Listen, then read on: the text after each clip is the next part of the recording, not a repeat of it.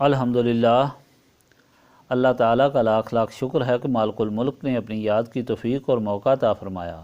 لاکھوں اور کروڑوں درود حضرت محمد مصطفیٰ صلی اللہ علیہ وآلہ وسلم پر، جن کے طفیل مالک الملک نے یہ مہربانی عطا فرمائی۔ سامعین کرام، اللہ تعالیٰ نے قرآن پاک میں ارشاد فرمایا، اعوذ باللہ من الشیطان الرجیم، بسم اللہ الرحمن الرحیم۔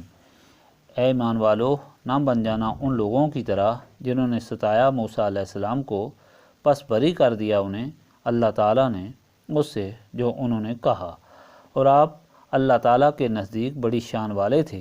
اے ایمان والو، اللہ تعالیٰ سے ڈرتے رہا کرو اور ہمیشہ سچی بات کہا کرو، تو اللہ تعالیٰ تمہارے اعمال کو درست کر دے گا اور تمہارے گناہوں کو بخش دے گا۔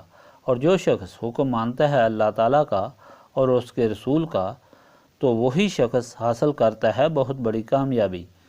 ہم نے پیش کی یہ امانت آسمانوں، زمین اور پہاڑوں کے سامنے، تو انہوں نے انکار کر دیا اس کے اٹھانے سے، اور وہ ڈر گئے اس سے، اور اٹھا لیا اس کو انسان نے، بے شک یہ ظالم اور جاہل ہے، تاکہ عذاب دے اللہ تعالیٰ نفاق کرنے والوں اور نفاق کرنے والیوں کو، شرک کرنے والے اور شرک کرنے والیوں کو، اور توجہ فرمائے اللہ تعالیٰ ایمان والوں اور ایمان والیوں پر، اور اللہ تعالیٰ بہت بخشنے والا اور ہمیشہ رحم فرمانے والا ہے۔ پچھلے فرمان الہی میں ان لوگوں کا ذکر ہے جو نبی پاک صلی اللہ علیہ وآلہ وسلم کی تبلیغ دین اور قیامت سے ڈرانے پر مذاق کرتے تھے کہ وہ قیامت جس سے آپ ہم کو ڈراتے ہیں وہ کب آئے گی؟ تو اللہ تعالیٰ کا حکم ہوا کہ آپ صلی اللہ علیہ وآلہ وسلم ان کو کہہ دیں کہ اس کا علم تو اس کو ہے جس کے حکم سے یہ وقت صادر ہوگا، اور ہو سکتا ہے کہ یہ قریب ہو۔ تو پھر تم کیا کرو گے جب اللہ تعالیٰ تم کو دہکتی ہوئی آگ میں پھینک دے گا اور تمہارا کوئی دوست اور مددگار نہ ہوگا؟ اللہ تعالیٰ نے ایسے منکرین کے لیے جہنم تیار کی ہوئی ہے۔ اس وقت پھر تم فریاد کرو گے کہ کاش ہم نے اللہ تعالیٰ اور اس کے رسول صلی اللہ علیہ وآلہ وسلم کی اطاعت کی ہوتی اور آج اس سختی سے بچ جاتے۔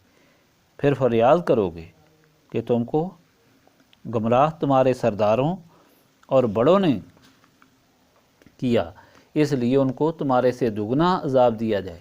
یہ تمہاری مایوسی کی فریادیں ہوں گی، تمہارے کہنے پر تو کچھ نہ ہوگا۔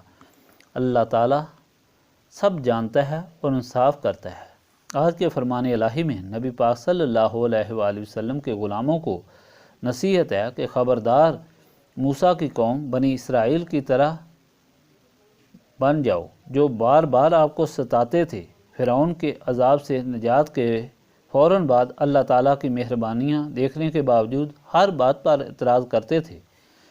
پہلے اس سے ڈرتے تھے کہ فرعون ان کو قتل کر دے گا، اور کہنے لگے کہ اس سے تو ان کے لیے ذلت کی زندگی ہی بہتر تھی۔ پھر سمندر سے سلامت نکلنے اور فرعون کا غرق ہونا دیکھنے کے بعد کہنے لگے کہ ہم کو بھی بت بنا دیں کہ ہم اس کی پرستش کریں۔ پھر سامری کے کہنے پر بت پرستی شروع کر دی۔ پھر آسمانی غذا من اور سلوہ ملنے کے بعد ایک ہی قسم کی غذا سے اکتا جانے کا مشورہ شور کیا۔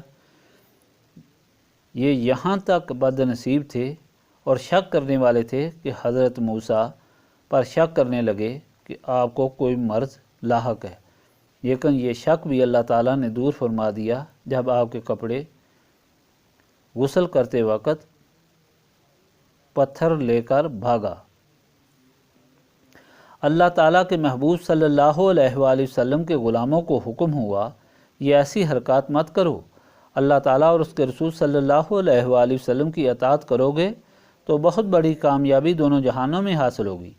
اللہ تعالیٰ نے یاد دلایا کہ دیکھو، انسان کو اللہ تعالیٰ نے اشرف المخلوقات بنایا، اس نے فرائض اور حقوق بنائے کیونکہ اسے اعلیٰ مرتبہ عطا کرنا تھا۔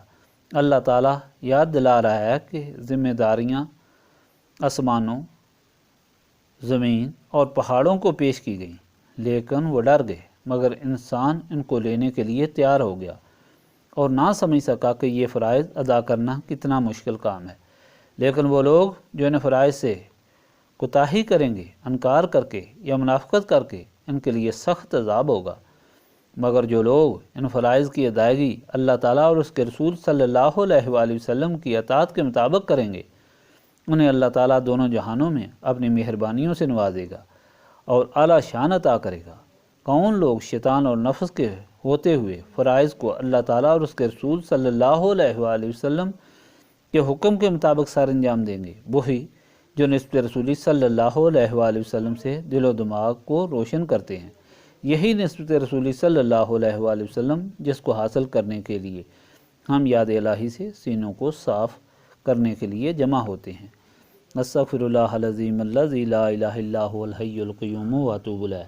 استغفر اللہ العظیم الذی لا الہ الا هو الحی القیوم واتوب الیہ۔ استغفر اللہ العظیم الذی لا الہ الا هو الحی القیوم واتوب